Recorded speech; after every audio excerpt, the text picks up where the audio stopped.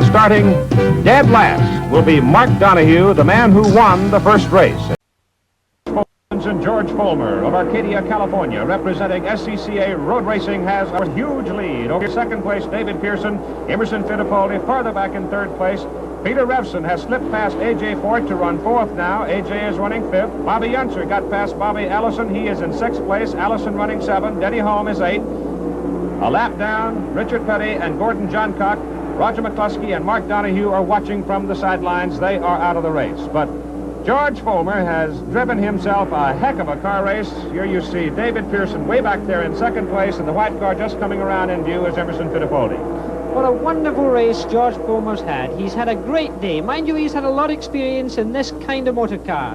But at the 1972 Can-Am champion really has shown his experience. Of course, he went to Europe in 1973 and raced there a lot. He's a very experienced driver in all categories of racing.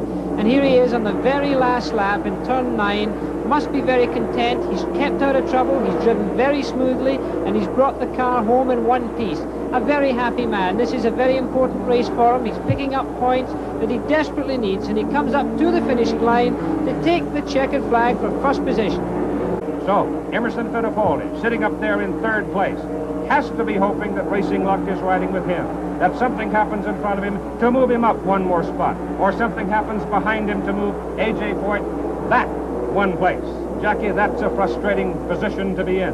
It is indeed, but he's driving very hard. In fact, he's catching up, I think, Bobby Unser in second place, who in fact is closing the gap, I think, to Mark Donahue in the lead, because all three cars can be seen in one picture now. Of course, it's still a big lot of pressure for Emerson Fittipaldi. He obviously desperately wants to get to Daytona. This is very important for him. But of course, there's other things going on in this race right now. A.J. Foyt himself obviously is considering this whole situation. David Pearson right there and George Fulmer running right behind Pearson. They're in comfortable shape.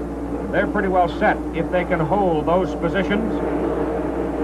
Roger McCluskey, Richard Petty, Gordon Johncock, Bobby Allison all went out of it earlier. This is the final lap. And the two men to really keep our eye on are A.J. Foyt, who is running in sixth place, and Emerson Fittipaldi, who is running in third place. Peter Revson is the man who is crowding A.J. Foyt at this point. Now, Revson's all set, but Peter Revson is a racing driver. And when the opportunity to move comes, he will exercise it.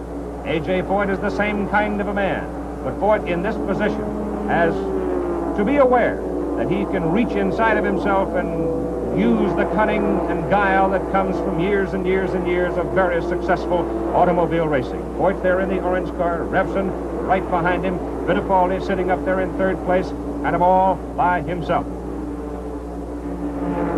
Fittipaldi has to move up one place, or Foyt has to move back one place, and here is Mark Donahue coming around. Donahue wins the third race. Bobby Unser is second. Emerson Fittipaldi takes third.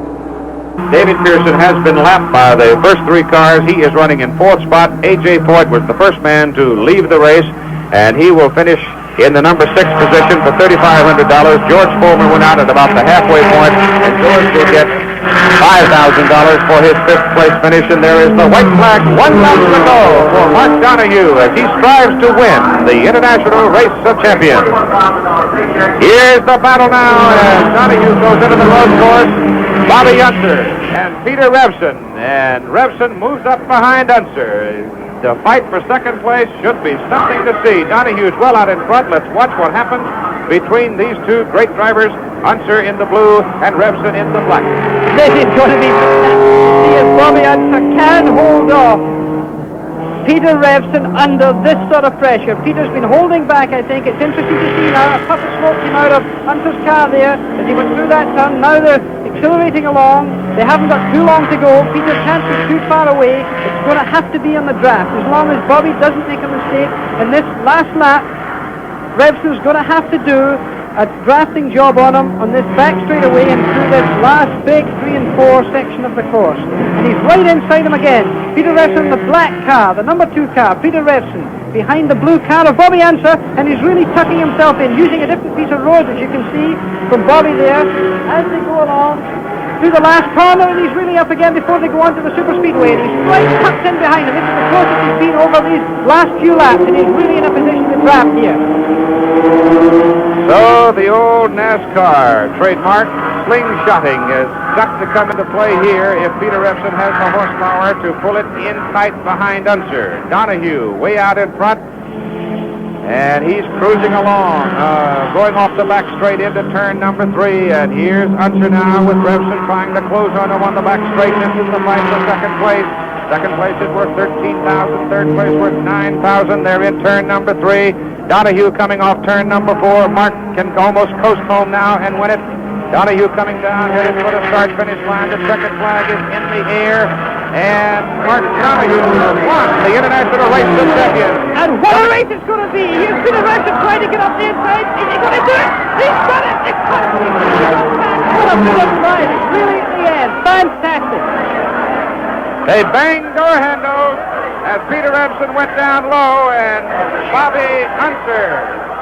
Mark, many congratulations. From one retired racing driver now to another, I can only say that we're all very, very pleased at today's show. You must be very happy. I really am, Jackie, and it's a wonderful way to end a long association with Roger and race cars in general, but really I want to say goodbye to the fans, the guys and the gals who've been so good to me over the years. It's been really wonderful. Well, there must be an awful lot of people you must be thinking of just now. I know exactly how it is. I mean, I remember my emotional feelings at that time. This must be an emotional moment for you. It is. It's hard to believe it's finally come, and now that it's here, it's hard to cope with it. But the fans, the guys that stood out and watched this last race were really cheering at the end, and I'll remember that a long time in my life. It must be wonderful to go out as a winner. I wish to congratulate you, Mark, on this terrific performance today. You've done a great throw all the way through the Race of Champions, and you won today and left motor racing with a great memory of you. Thanks a lot, Jackie.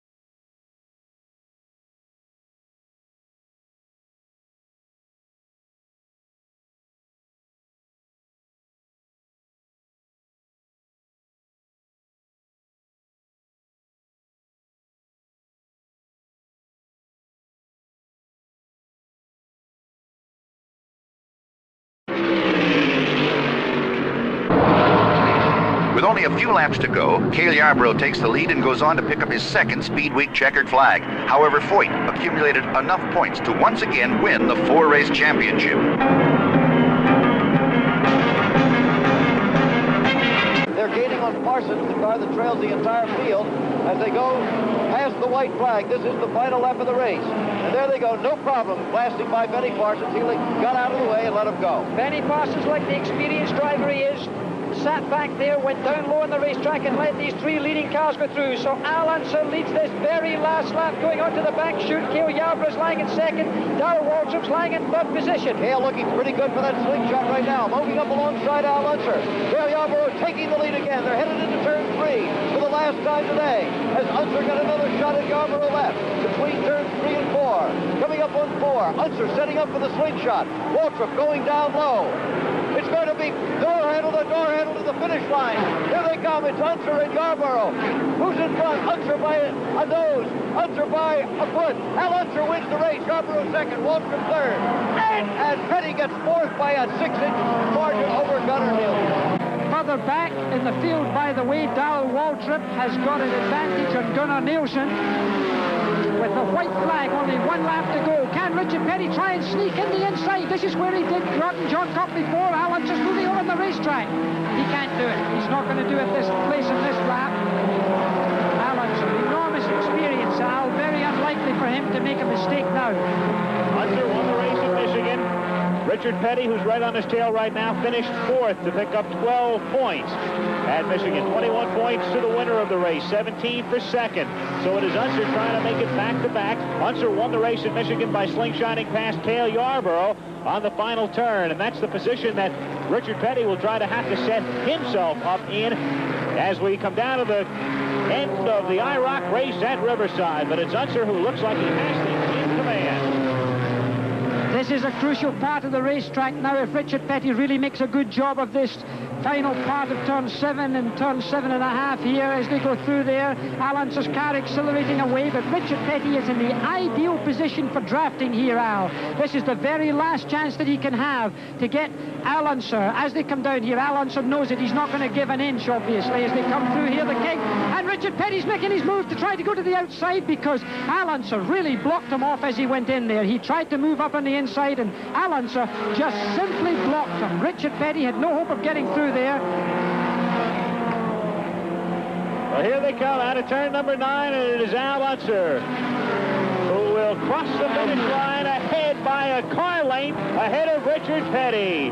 There's smoke coming from Ix's car, Jackie. You know, there's been a suspicion of smoke for a little while there, but it's really prominent now, a real puff of smoke. But there's no smoke coming out of that man's car. Cale Yarborough, the leader as he goes through there, driven very well all the way through. And this is the final lap. The white flag is out.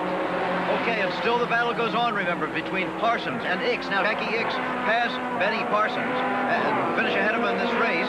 Ix would go on to Daytona, actually be tied in points for the series, but because of a special rule, we'll explain, should that happen, Ix would be the one to go to Daytona. Of course, should Parsons finish ahead of Ix where he is right now, Benny will be the one to go to Daytona. Meanwhile, Johnny Rutherford, who might have been in trouble, as Passport and Johncock has moved into 9th place. That assures him of a spot in the final race. Johncock was already assured of one. Kind of complicated, but that's the way it sets up. Up in front, Cale Yarborough is the leader. We have Mario Andretti in 2nd place now, and the series leader, remember him. Last lap, that orange front there, that's Cale Yarborough going in for Mario Andretti in car number 11 there to pass him, but look how close they are going into this final turn 9. They're entering turn 9 now. There's no chance to pass, I don't think. And there you see Mario Andretti, a very clean driver, the leader there as he comes through these final 200 yards. And here is Cale Yarborough, one of the great racing drivers of the world, headed for the checkered flag and victory in this 3rd of the 4-race International Racing Champion Series. And there's the white flag, and Mario Andretti is sitting there. Going to win this race. I doubt very much whether Cale Yarborough will try to slingshot him now, because there's no benefit for Cale Yarborough to do that, and in so doing it could endanger the win for Mario Andretti. But there is the pack behind there. They've got a race on. Gordon Johncock and Darrell Waltrip and Benny Parsons. Lots of other prize money involved in this race. It goes on down the line. 5th, 6th, and 7th, 20,000, 17, 5, 16. And the last man in this field, place 9th, gets $12,000. Half a lap to go. Cale Yarborough's chances have gone to win the overall series. He could slingshot and get back on the same lap, but remember, he will not even win this race.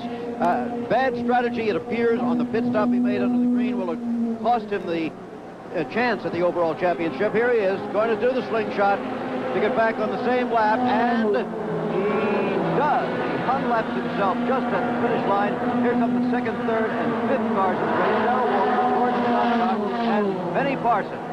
8:38, Al Unser, 2-time winner of the Indianapolis 500, has now added his first championship of the International Race of Champions. Mario Andretti won the 4th race. A little bit of happiness for him because he placed 2nd overall in the series, won $26,000. Chris is down there with both of them.